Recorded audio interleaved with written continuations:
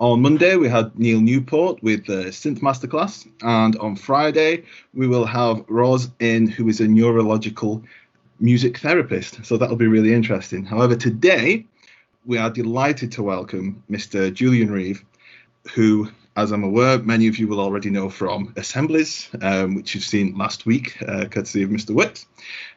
But could you please begin by introducing yourself? Yeah, sure. Hi, everyone. My name is Julian Reeve. I'm delighted to be here and talk to you all today.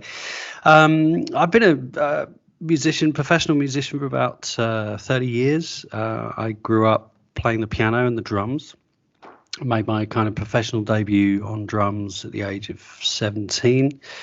And then, I kind of fell into musical theatre. So I did a bunch of touring in the UK throughout kind of my early 20s into my 30s, and then kind of ventured into London's West End and worked on several shows there.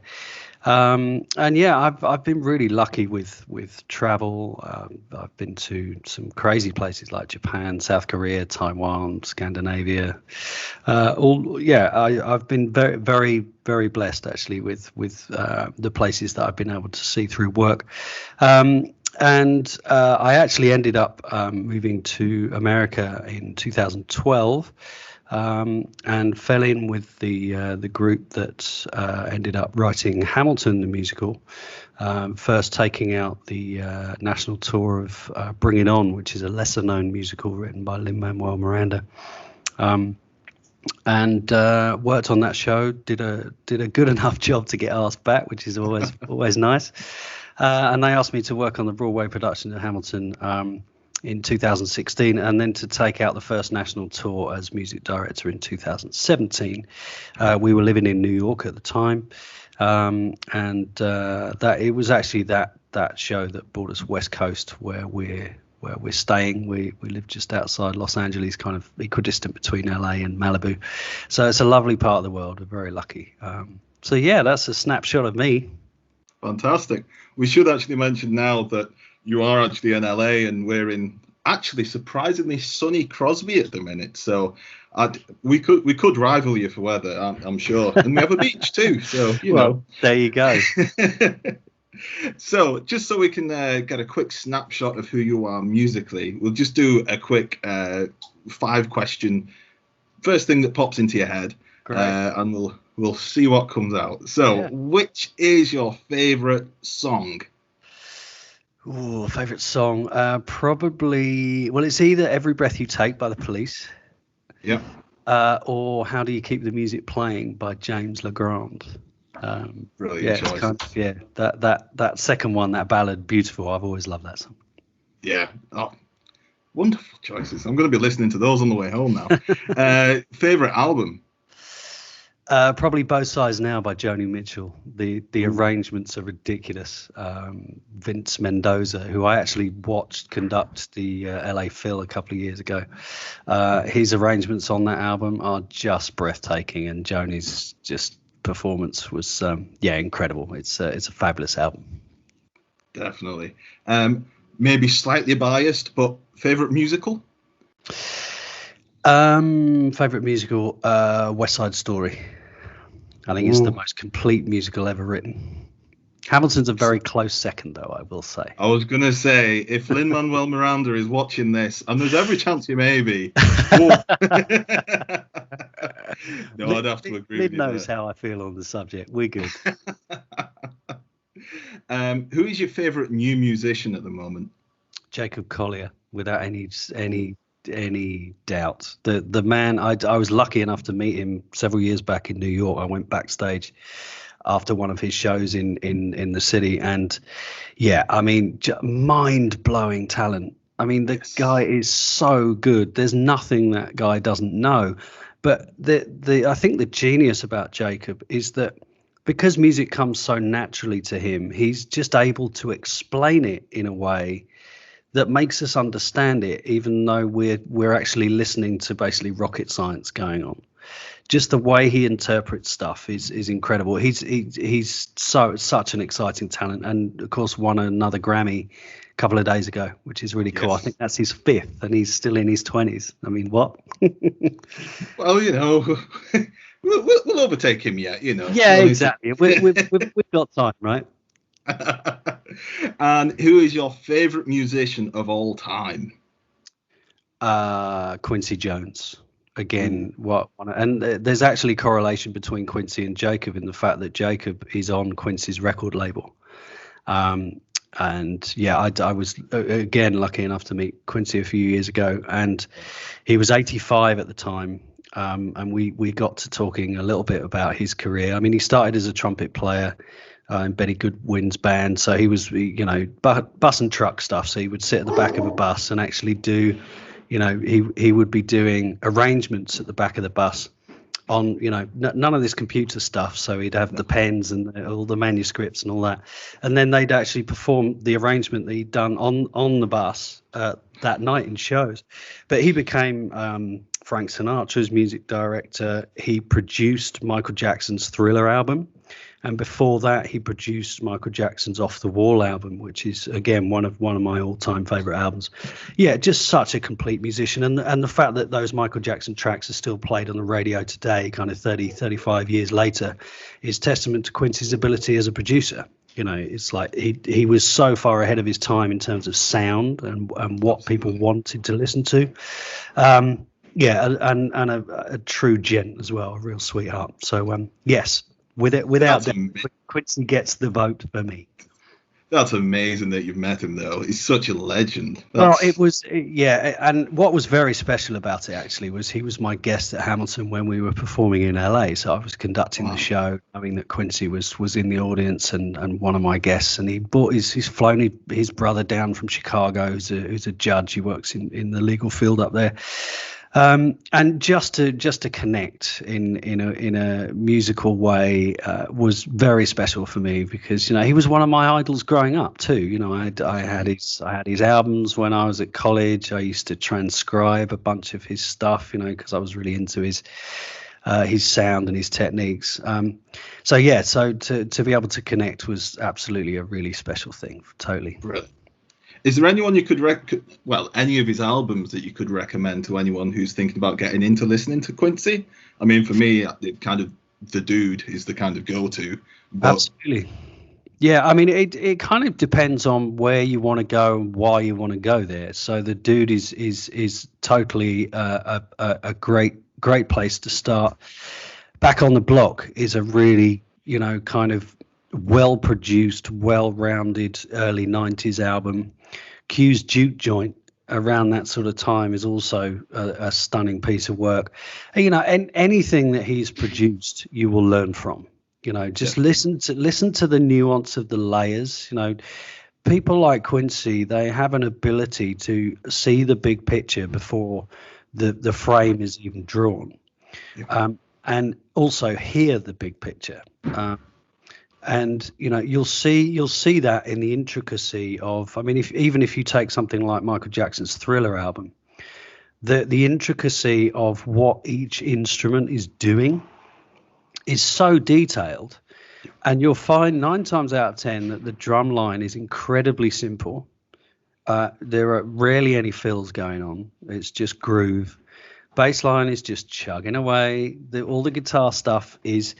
That's when it starts to get interesting for me, because he likes a kind of 2 or 3 guitar line track, and that just the color that you can paint with those sorts of layers in the studio is really great. And then this is before we even get into stuff like synths and strings and all that nonsense. Exactly.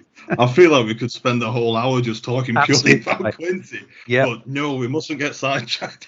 Right. So what we are here to talk about today, besides brilliant music, obviously, is about confidence, anxiety, perfectionism, and how that then applies to performance. So I was just wondering, in your experience, can you say that there's a common denominator between all of the subjects? Yes. Remind me how old the students are that are watching this. So they're ranging from 11 up to 18. Great. So I think, one of the biggest pieces of advice I give to students of this age, and the common denominator between all four is completely applicable, is simply knowledge. That's the common denominator. And I wish that I'd known that.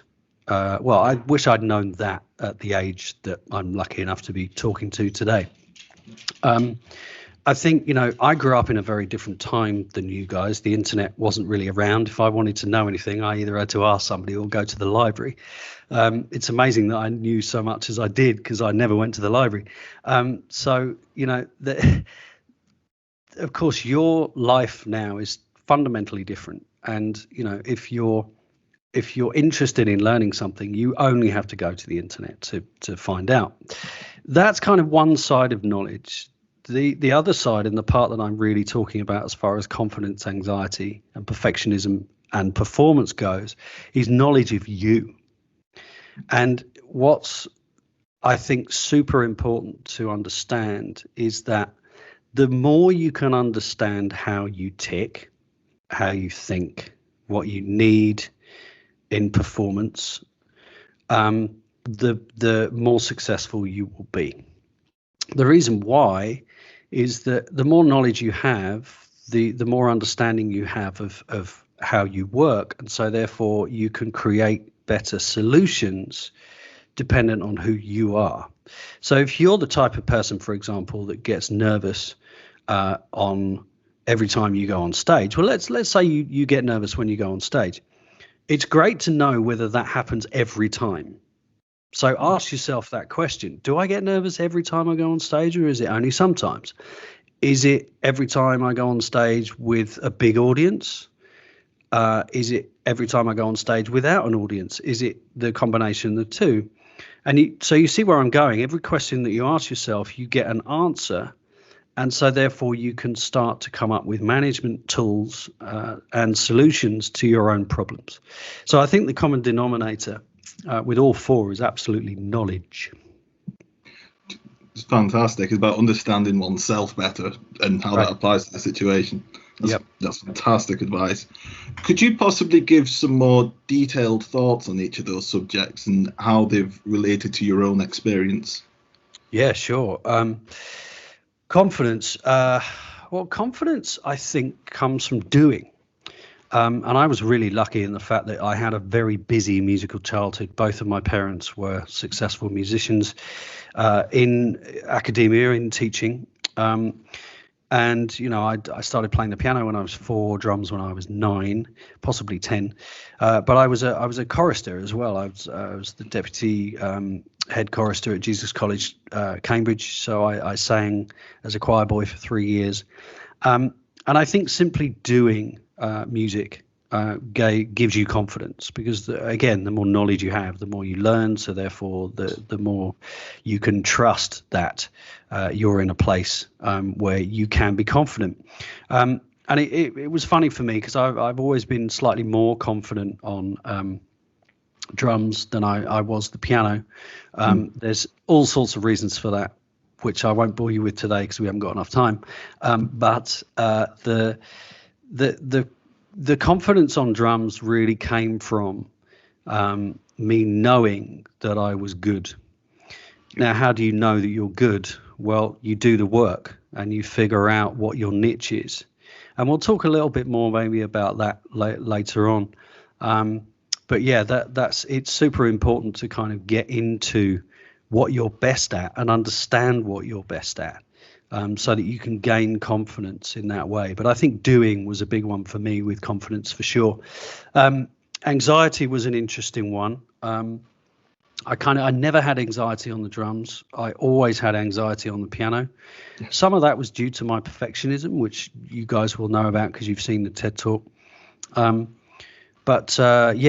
was. I wasn't overly confident as a pianist because I didn't really feel as though I had. I didn't really feel as though I had much to say. And whereas on drums I did. I had a voice and I knew exactly what my voice was, and it was a very unique voice. and I worked hard to make sure that, you know, I was saying what I wanted to say behind the instrument. And as a result, I was, you know, nowhere near as anxious. Sight reading was always a big issue for me on the piano. Every time somebody put new music in front of me, I used to go, everything Time got to panic. tight, you know. Yeah, exactly, right. You know, it happens to all of us. So I spent a lot of my life feeling anxious around the piano, particularly around sight reading. I don't do it anymore, but I don't think I ever really lost that anxiety. I think there are ways to manage it, and there are certainly ways that you can fuel it to benefit you. But I think anxiety is a lot about acceptance. I think, you know, we spend a lot of time with anxiety giving ourselves a hard time for feeling anxious.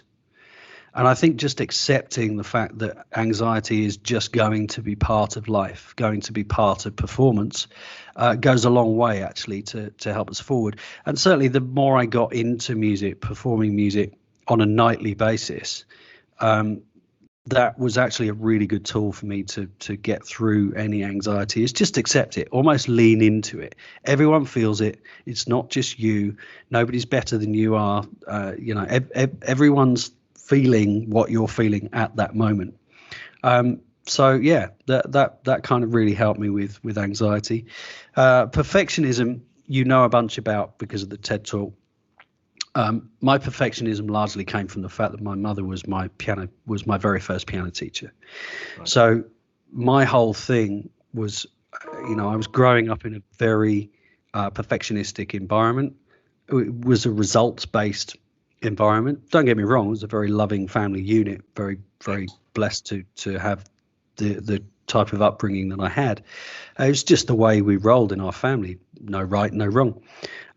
And the kind of every time subconsciously I've learned that my perfectionism was all about my relationship with my mum, because because she was my piano teacher, every mistake in my mind, every mistake gave my mother opportunity to love me less. That was what was going on in my head. Yeah. I didn't know that at the time. I didn't really understand it fully until I was in my 40s. So you know, perfectionism was a really interesting journey for me. And I mean, don't get me wrong, there are, as I say in the TED Talk, there are many positive sides to perfectionism, and I really don't think that I would have got to where I've got in my career without it. The key is balance. And again, the key is understanding, the key is knowledge, the key is getting so honed with your knowledge of your perfectionism that you can manipulate it in a healthy way, using the bits that you want to use, and hopefully, excuse me, bit early for me to be talking this much. And yeah, it's manipulating it to kind of, you know, get the best out of the bits that you want to, without kind of killing yourself in the process. So yeah, perfectionism has been an interesting one. And then overall performance, I mean, I think I've been so lucky to be involved in so many different musical situations. That you know, every performance you do, even at the age of 11, every performance you do, you can learn from. And I think it's also super important at this age to remember that none of us have ever really got this down. You know, I'll be in my 80s before I go. You know, I'll still be saying in my 80s, am I really any good? You know, it's like we're constantly asking ourselves that. You know, it's like, well, you know, what do I have to do to be successful? What do I have to do in performance to like be the best, or, you know, have a great career and all those sorts of things? And I think it's really important at this age to kind of really connect with the fact that you will all be successful in your own way. And, you know, it doesn't mean to say that your path is any better or any worse than anybody else's. It's just where life pulls you and where you want to go and all those things.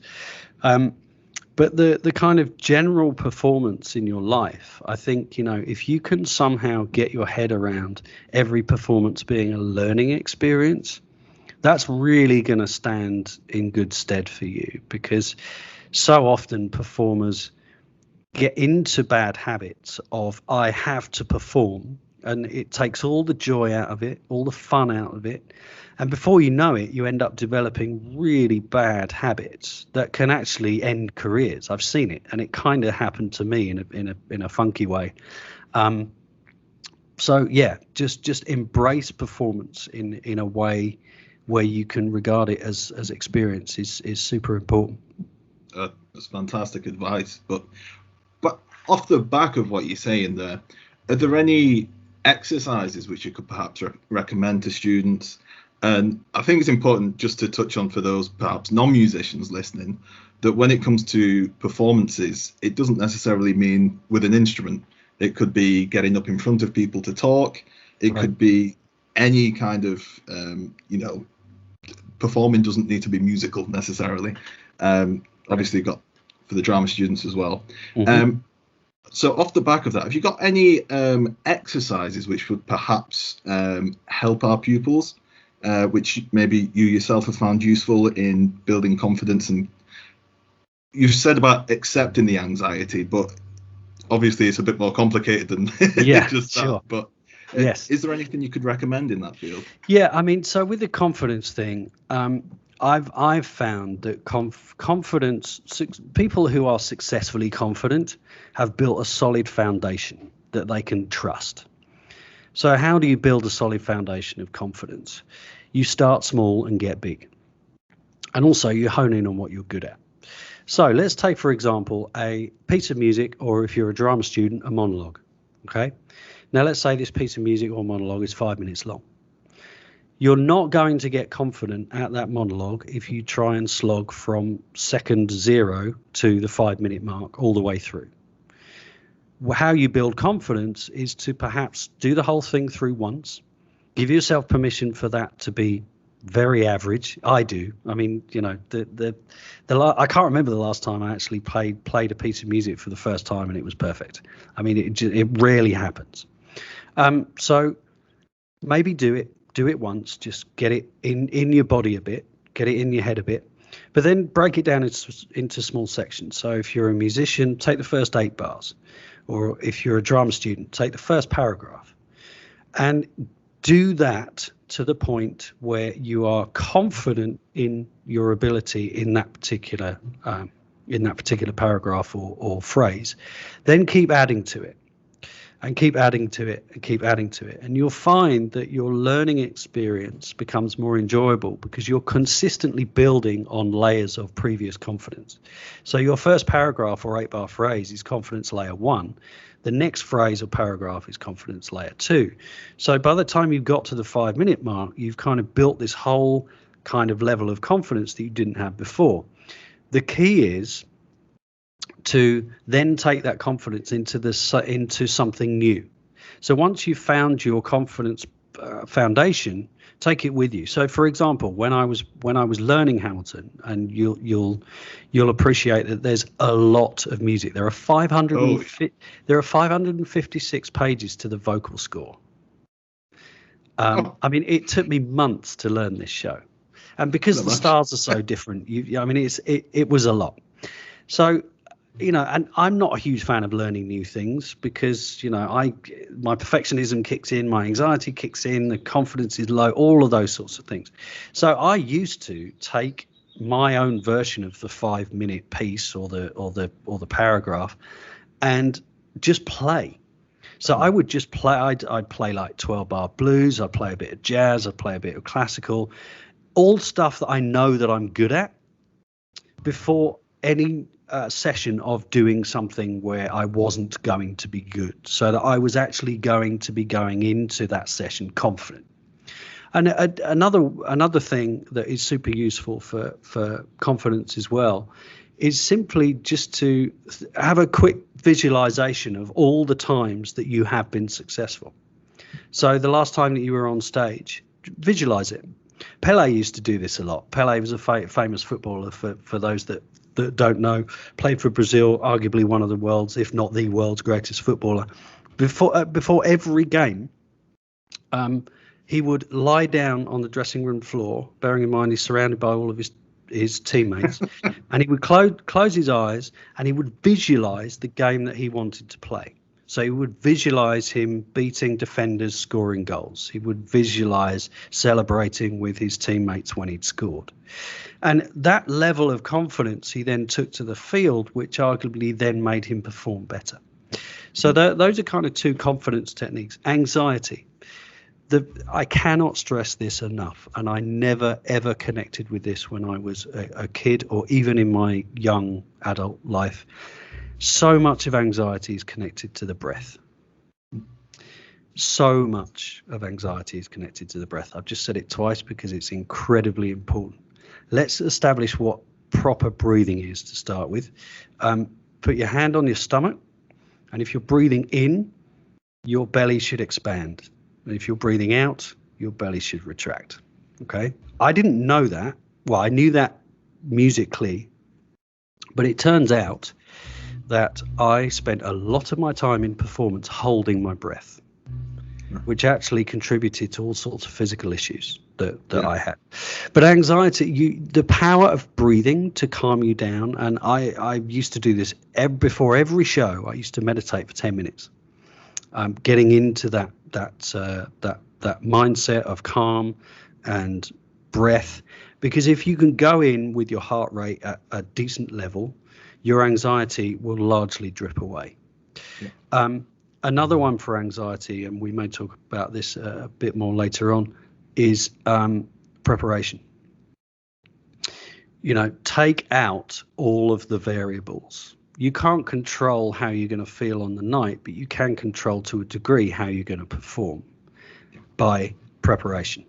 So if you know that that you need to play a piece or do a monologue of a certain technical difficulty, get it in your body so that you can perform at any stage, and for that not to be a problem.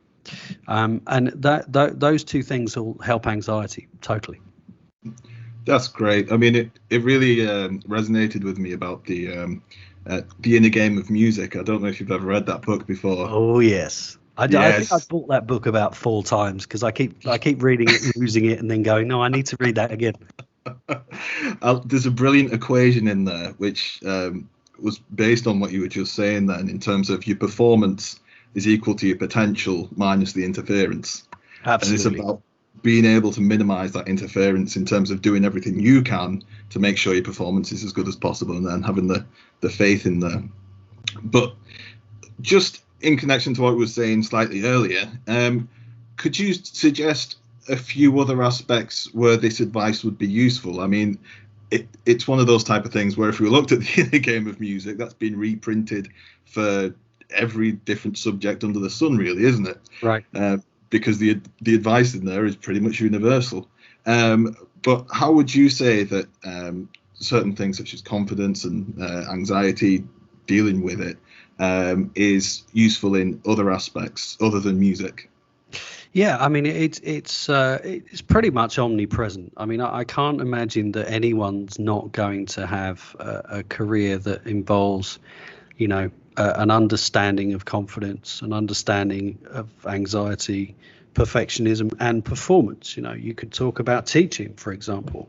All of those things fall into those categories. You could be a bank manager. Again, same thing. You could be a public speaker. Same thing. And I think that the more work that I do in perfectionism, for example, specifically with self-compassion and generally being kinder to ourselves, is that message is completely universal. It doesn't matter, what you do for a living. So it's important to recognize that, anything that we're talking about today isn't just for musicians. We're obviously focused on that because of my background.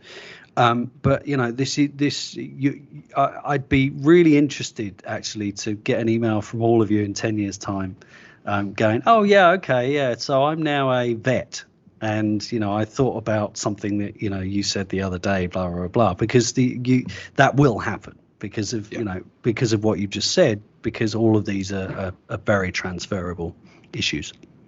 Without a doubt. You've talked a lot about being successful, and of course, when you were going through some of the things that you've done previously, you could make a pretty good argument for saying you've been successful yourself in the Well, musical thank you. world. You know, It doesn't feel like that sometimes, by the way, but yes. I'm just wondering, how for you do you know where to draw the line between pushing yourself too far, and perhaps finding the balance? So, are you pushing yourself to be successful, or are you actually doing more harm than good?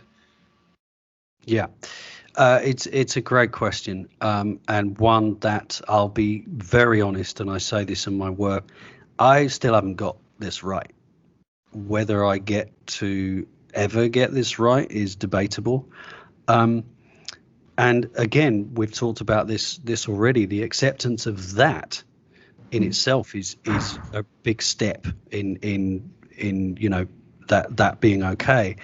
I think one of the bigger things that I learned perhaps in my kind of mid-30s was finding the why of why we're doing something. So actually physically asking yourself the question, why do I want this? Why do I need this?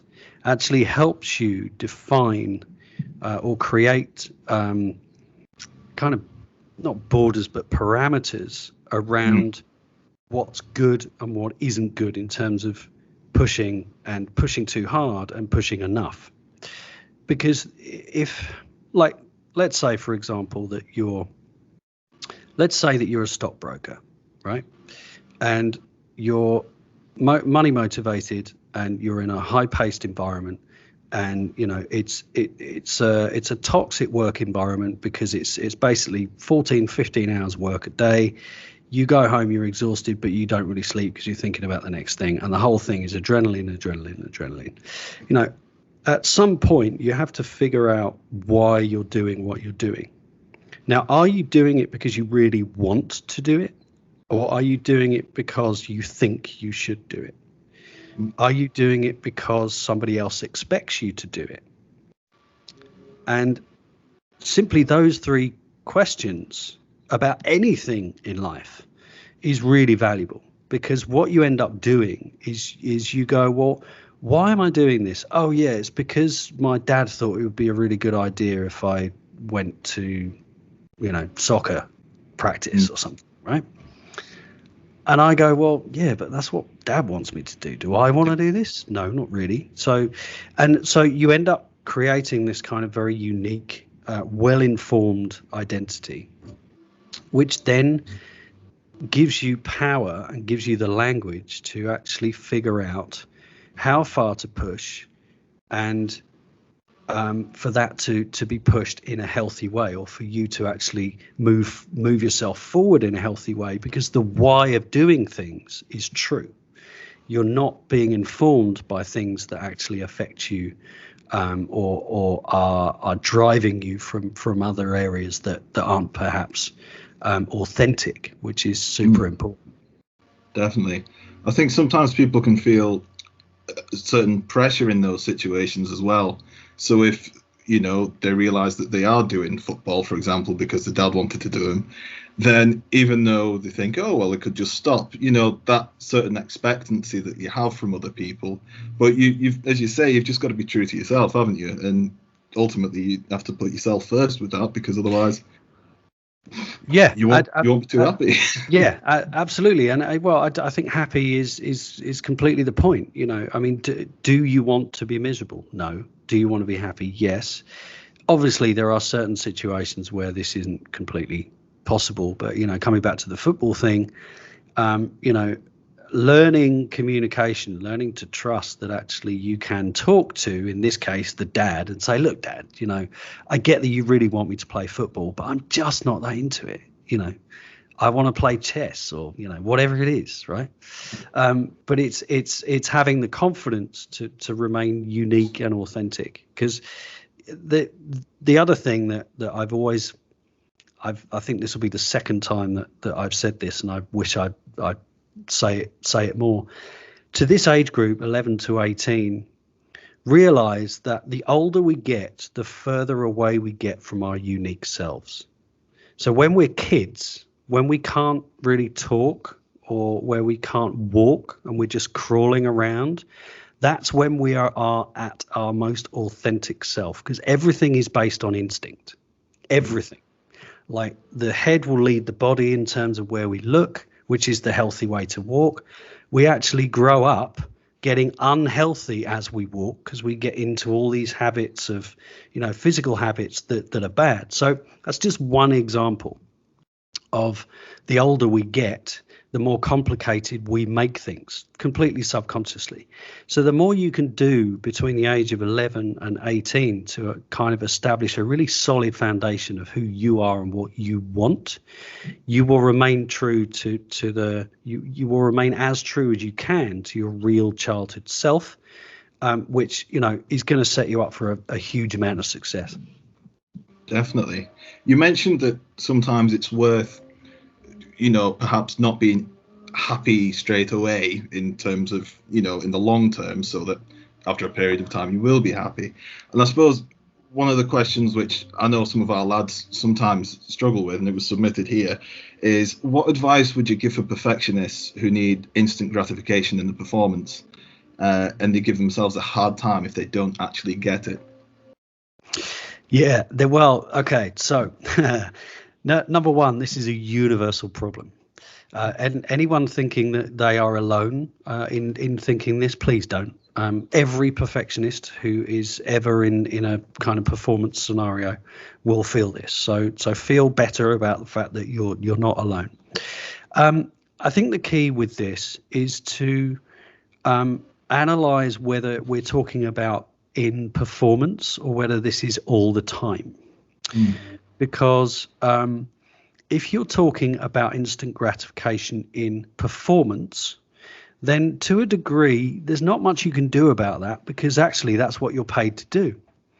I've been paid very nicely over the last 30 years to play music at the highest level, provided I can get it right and provided it will be the best that it can be. So I wouldn't have been paid or got asked back to do the next job had I not been able to do that. So we have to be perfect in performance to a degree. Now, I take the point that instant gratification, if we rewind the process, so the performance is kind of the end result, right? If you are feeling that you need to be instantly gratified by your own playing when you're by yourself in practice, that's one thing. If you are feeling that you need instant gratification when you are in a room practicing and there are other people around, that's another thing. So let's just take the first one of those. Ask yourself, and this is much of my kind of theme on today's talk, why do I need instant gratification? If it's just you physically sat down at the piano or any other instrument, and you're expecting yourself to be perfect, why do you need perfection? And in my experience, and this is true of clients that I work with too, 9 times out of 10, people need perfection as validation. And the validation is, I am good enough. Now, the key, and I wish there was some kind of really cool like Band-Aid that I could just go, here you go, put that on, your life will be sorted. Perfectionism is not that simple. It's a hugely difficult, tricky subject.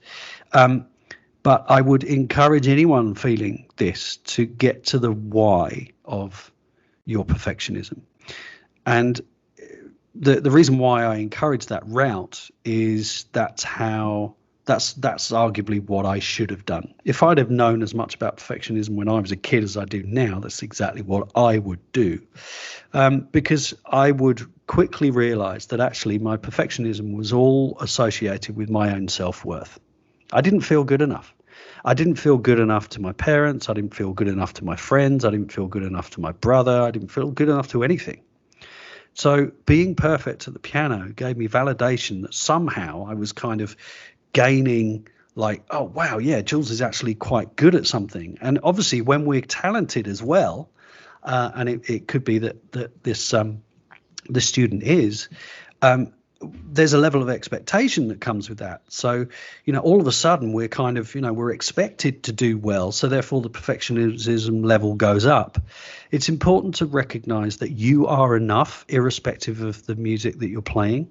And it's also important to recognize that not everybody, and this is super important, not everybody thinks that you need to be perfect. You think you need to be perfect, but not everyone thinks like you. And that's really important, because we haven't got enough time to get into perfectionism properly now. But there are basically three forms of perfectionism. One where you expect perfectionism of yourself, one where you expect perfectionism of others, and another one where you think that others expect perfection from you. And it could be that you are affected by one or all three of those types of perfectionism. It's very, very complicated. It takes a long time to figure out. But just those kind of two cheats, I think will kind of go a way to kind of get over instant gratification. But it will take time. So surrender to that too.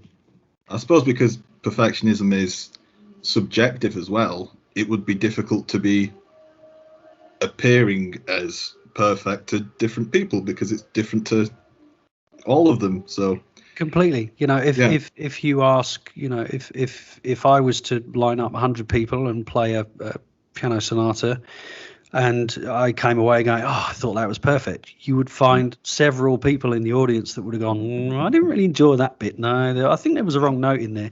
It's completely subjective. And ultimately it begs the question why we bother. And the older we get, the more we realize that actually we should bother for standards, but we shouldn't bother for other people, because it should be about us. It comes back to what you were saying before about doing it for yourself. Totally. And that is so important. At the other end of the spectrum, what advice would you give for, I don't know what the phrase is, anti-perfectionists, as it were, who may be unmotivated and perhaps stuck in a rut? What kind of advice would you give to those people? Get back to basics. So forget what you've been given. I'm not saying ignore your teachers if you're in this kind of rut, but I am saying be true to yourself, and that's really going to get you back to basics. So, break it down. So who's your favorite artist? Let's say it's Bruno Mars, right? Grab a piece of music off the internet, find your favorite song, learn that song, learn the lyrics. Lyrics are as important as the music. And so and I didn't really understand this until I did Hamilton. It was like, oh, wow, if I know all of these lyrics, then I know how the music goes. It's like, it's like, oh yeah, okay. I mean, my kind of head exploded, especially when there's like 52 songs. But yeah, there you go. So yes, I mean, just get back to doing what you love to do, to reconnect with the why of doing it. And I think another thing here is if you do that, if you go to something and there's still no spark, allow that to be okay. You don't have to force yourself through stuff. And again, if somebody else wants you to do something that you're just not into, talk to them and just explain that you're not that into it and why. And I think you'd be surprised at those results. But yeah, just do anything you can to get back to enjoying something, and you'll quickly find the spark again to then get back into a routine, to then get confidence back, and all that sort of stuff. Fantastic.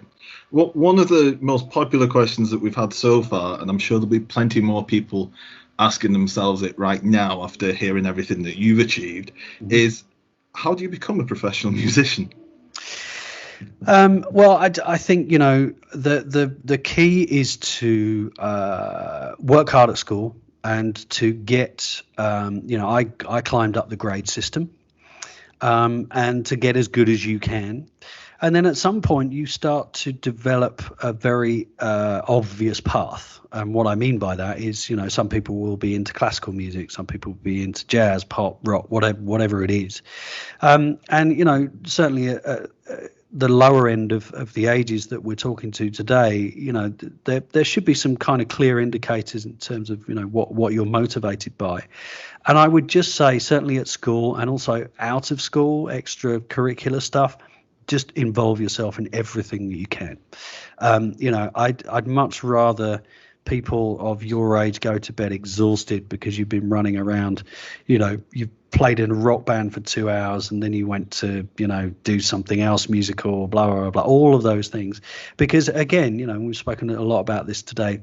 Experience is knowledge, and knowledge then is power to be able to move forward. If you're serious about professional musician or becoming a professional musician, I think, acceptance that it's not straightforward, I think is super important. The highs and lows of being a pro musician are not for everyone. I've been very lucky in my career, but there have been times where I have been out of work. There have been times where I have been short on money. There have been times where that affects your self-esteem because, you're not doing what you love doing, and for whatever reason, the phone isn't ringing. But, simply being as good as you can be is important. Networking is vital. You've got to be good at getting in amongst, talking to people. But, get amongst them authentically. Don't get amongst them because you just want work. Get involved with the interest that you want to focus on in your career, and you'll quickly build a network of like-minded people around you, and your career will grow out of that point. Definitely. That's fantastic. Would you also just mention about the importance of versatility as well, and not closing doors too early on before that focus comes in? So in terms of gaining an understanding of music technology, just in case you're in the studio one day, as you say, you've got piano skills, so that could take you into the hotel business or cruising or anything like that. Yeah. Yes, and it's as diverse as you can be is super important. Especially at the ages that we're talking about. I mean, towards the end, you'll know to hone it down a bit. But again, coming back to my upbringing, it was a really lovely mix of piano playing, drumming, playing percussion, tuned percussion, and singing.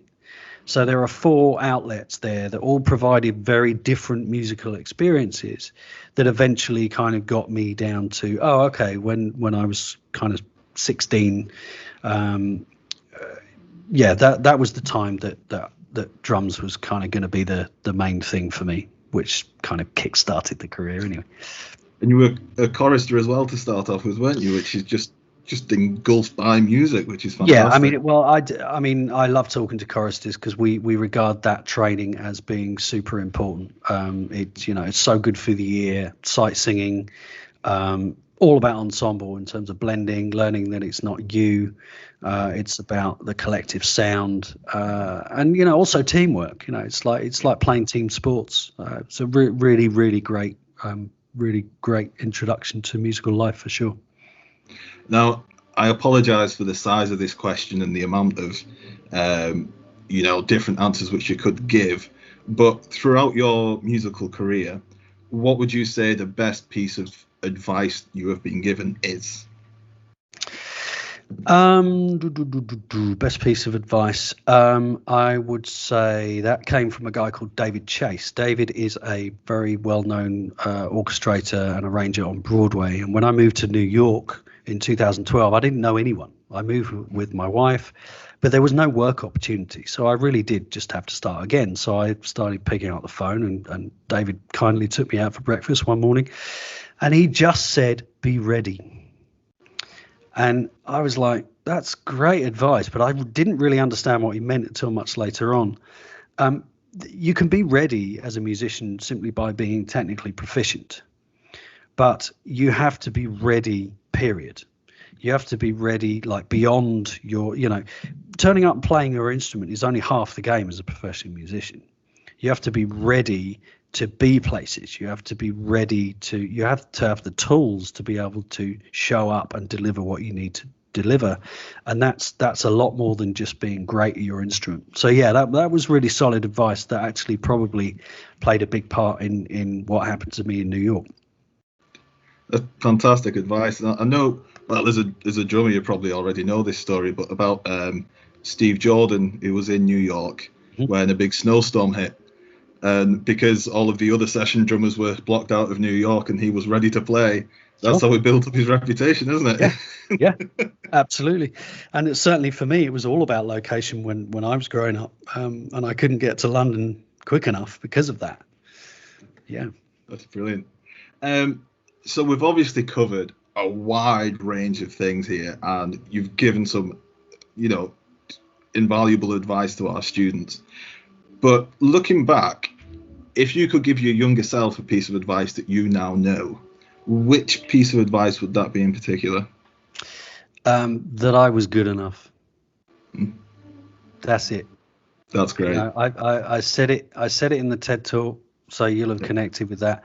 If I'd really connected with that, my life would have been really different, and arguably more successful, because I would have been able to build on things from a different foundation. So again, much of this talk and a lot of my work is geared towards inspiring kids to get to that emotion sooner rather than later, because if they can, then they really are on a healthy road forward, which is great. That's a fantastic piece of advice to pick on. That's great. I'm sure a lot of our lads will really benefit from that. And just finally, is there any further literature or watching that you would recommend for any of our students who want to go into further detail with the advice you've given today? Yeah, so if you're a perfectionist, I wrote a book last year called Captain Perfection and the Secret of Self-Compassion, and it's written for kids, but this age group will get a lot out of it. The reviews have been thankfully very good, and even adults are saying, "Wow, I've learned so much." So I'll be honest, I looked at the chapter on your website, and I got a lot from it myself. Okay, right. So there's a lot in there about self-compassion, which is important to understand and important to learn, even if you're not a perfectionist. So that's one. Again, if you're a perfectionist, a great place to start outside of the Captain Perfection route is The Gifts of Imperfection by Brené Brown. That's a great book, and something that you guys will connect with. I think in general, any literature that I recommend is all about understanding others to understand yourself. So I'm a huge fan of autobiographies. So if you're a drummer, by Phil Collins's autobiography, it's incredible. I read it on the subway in New York, in and out of Hamilton rehearsals, and the number of times I was looked at strangely for openly laughing. And if you've been to New York, you realise you just don't do that on the subway. And I just couldn't help it. It's so funny, and some of the lessons from his early days in Genesis and like when he first started to go solo are really cool. If you're a guitarist, Steve Lukather's book is amazing. He's a big session guy in the 80s and 90s. He's the guitarist and lead singer from the band Toto. He lives just down the street from me, actually. Yeah. And some of the stories that come out of that book, and so there have been all sorts of autobiographies that I've learned so much from. Andre Agassi's autobiography, the tennis star, is amazing. Quincy Jones's autobiography is also incredible, and it's just learning about other people's lives. And the more you read, the more you realize that actually everyone goes through what we go through. Even the famous people, even the people that have gone on to be like mega stars, they all started somewhere, and they've all had insecurities and issues with confidence, anxiety, perfectionism, performance. And so simply just connecting with that and also learning a little bit about how they navigated out of it is really valuable stuff. And again, I didn't go to the library as a kid, but these days you can just shove it all on your phone and away you go. So do it. This is it. Well, all of the books that you mentioned there, we will make sure are available in the Merchant Taylors Boys School Library. We'll get those in. But can I just say a massive thank you for your time today. You've given some fantastic advice, which I'm going to take on board myself, so I'm sure people will too. I'm pleased, and I wish everyone best for the music festival. I know that this year's a little bit funky, I'm sure, with the virus and lockdowns and all that stuff. But yeah, it's been a real pleasure. Thanks for asking me. Thank you very much. Take care. Cheers, Chris. Cheers.